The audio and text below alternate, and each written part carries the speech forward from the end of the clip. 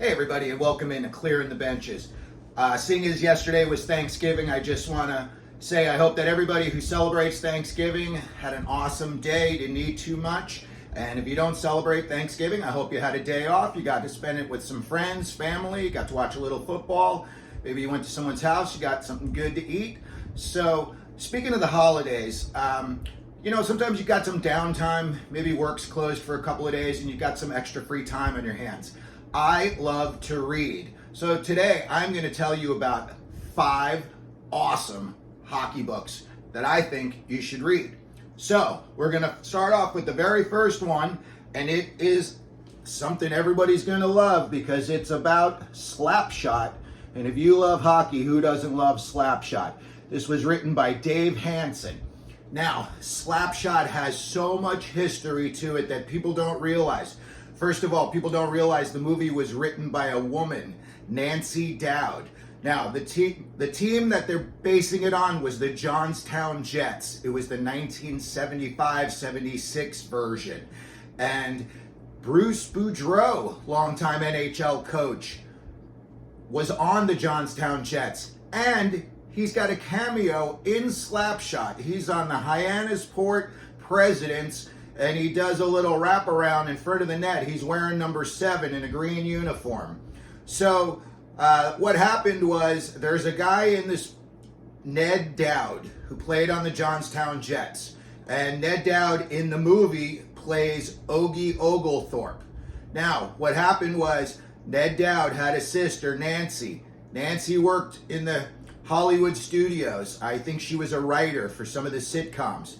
He called her and told her about all the shenanigans that were going on with this team and how crazy everything was. So what she did was she sent him an old-fashioned an old-fashioned tape recorder, long before video,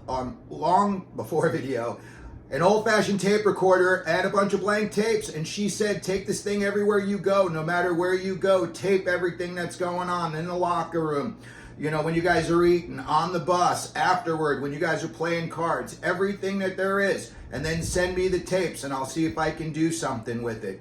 And she did something with it. She wrote Slapshot. And in my opinion, Slapshot's the greatest hockey movie ever. Youngblood could be a close second. But sticking with Slapshot, this book goes through a lot of Dave Hanson, who is one of the 3 Hanson brothers.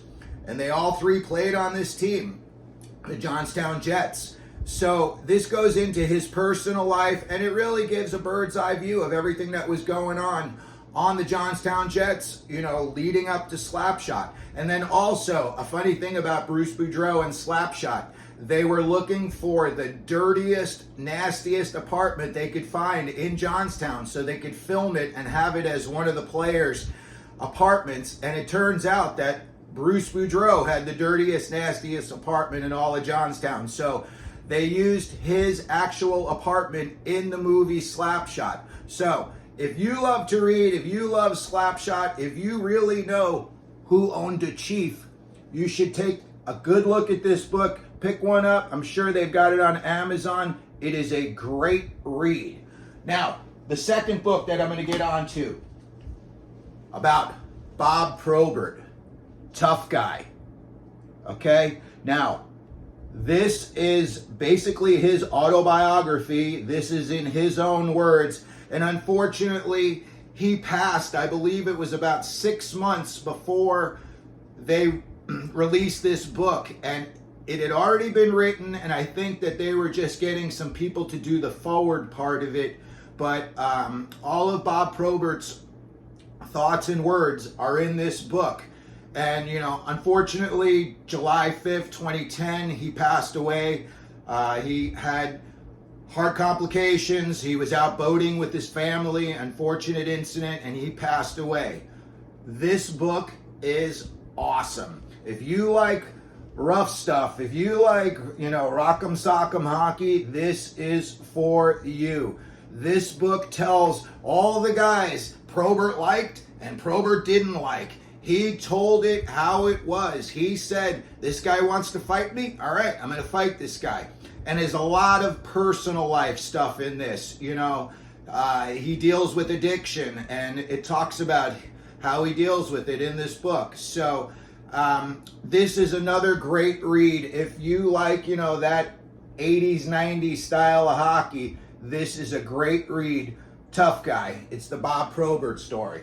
Now, the next book I've got for you is called Those Were the Days, and it was written by the Maven himself, Stan Fischler.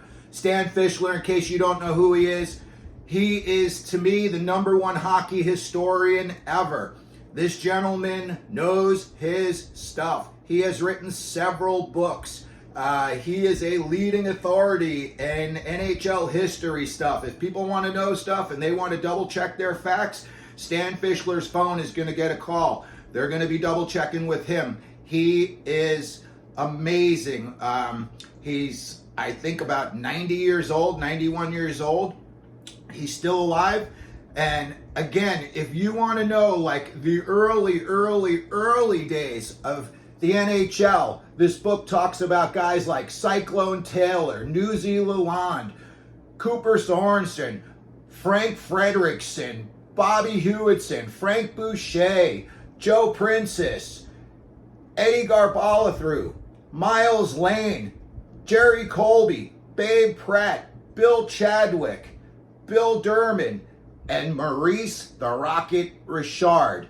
Now, I believe this book was probably written in the early 80s. And again, it's only dealing with the early days of hockey. So if you are somebody who wants to know like how things were back in the day and maybe how things evolved from back then to today, I would say go out, pick up a copy of Those Were the Days by Stan Fischler. And I'll tell you, you'll probably be a little mini hockey historian yourself when you're done reading this book. Now, the next book that I'm going to go on to is called Looney. Now, this is a book written about Gilles Gratton. It's kind of his autobiography. Now, in case you don't know who Gilles Gratton was, he was a goalie in the mid-70s. He played for the New York Rangers, I believe it was 1976, and I'll try to get you a good shot of this, but he had what I would consider the sickest NHL goalie mask ever. Google it.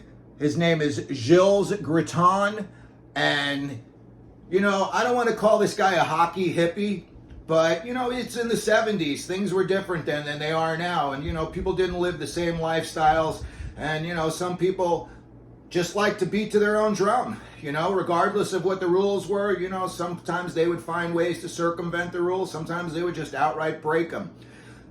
Gilles Gratton was a guy, he definitely beat to his own drum. He liked hockey, but he didn't love it. It was kind of like, he was getting paid good money. But to be honest with you, he kind of just pulled himself out of the game. I don't want to say he was young, he was in his 30s. But he said enough's enough. He wasn't having any fun anymore. And, just like he kind of came out of nowhere, he kind of, in my opinion, faded into obscurity. But this is a great book, I think, because it gives you a point of view of how life was in a hockey world in the 70s. And, guys were not traveling first class like they are now. And, guys were not getting paid the millions that they are now. So after a while, these guys may have gotten sick of the game and just decided enough is enough. And that's what happens here. But at the very least, go on Google and check out Gilles Gratton's mask. It is an awesome one. And if you want to know more about him, pick up a copy of Looney. It's a quick read. It's not that thick. And you could probably read it in a day or so. But I enjoyed it very much. And again, you find out a little bit about how life was back then in the hockey world. Now, the final book that I have for you today is one of my favorites. It is called Icing on the Plains, and it was written by a gentleman who I've been fortunate enough to make friends with online, Troy Treasure. Troy is an awesome guy. This book is so full of information. Now, this goes into, it's the story of the Kansas City Scouts, who were only in Kansas City for 2 years. But this book does such a great job. It goes so far back into Kansas City sports history. You know, it goes back to the days of, you know, the Dallas Texans deciding that they were going to move to Kansas City. They thought they would have better opportunity, and obviously they did. And in this book, you'll also find out that the Kansas City Chiefs were not named after Native American, but at the time, Lamar Hunt said, if you let us move to Kansas City, I'll name the team after you. And the mayor of Kansas City's nickname was the Chief. So that's how they became the Kansas City Chiefs. This book goes through so much really, really good, informative stories about, again, how life was back then in hockey. You're talking the mid-'70s. You know, these teams, they were flying by the seat of their pants. You know, you kind of got paid, you ran to the bank and make sure that the check cashed. But again, if you just want to know a little bit more, and the Kansas City Scouts went on to become the Colorado Rockies, who went on to become the New Jersey Devils. So there's the lineage there. Also, I believe it's a podcast called Sports Forgotten Heroes, and Troy is interviewed on that. It's probably about 20, 25 minutes long. It is a great interview, and he talks all about this book. And again, it's really lays out the landscape of, you know, Kansas City sports history back in the day and how some of these things came to become what they are today. So those are my 5 books that I would suggest for you as far as a hockey fan. Now, just because today's the day after Thanksgiving and we got Black Friday going on, I'm going to throw you an extra added bonus book. Now, I do not have a copy of it with me on hand, but there is a book written by Theo Fleury called Fire on Ice. Now, I would definitely say this is an adult read. The Bob Probert book is also a bit of an adult read. It goes into some things that maybe, you know, youngsters, you know, need a couple of years before they start reading about. However, Fire on Ice, the Theo Fleury story, is a tell-all, and at times it is a hard book to read because you find out maybe why the guy was the way he was. You know, everybody thought he was a loose cannon, he was crazy, he didn't like his teams, he was just, you know, an out-for-me guy. But, you know, you find out about what happened to him when he was a younger person, and you know, if that had happened to anybody, they could have shaped themselves the same way that it turned out for him. And unfortunately, you know, he got wrapped up in drugs and alcohol.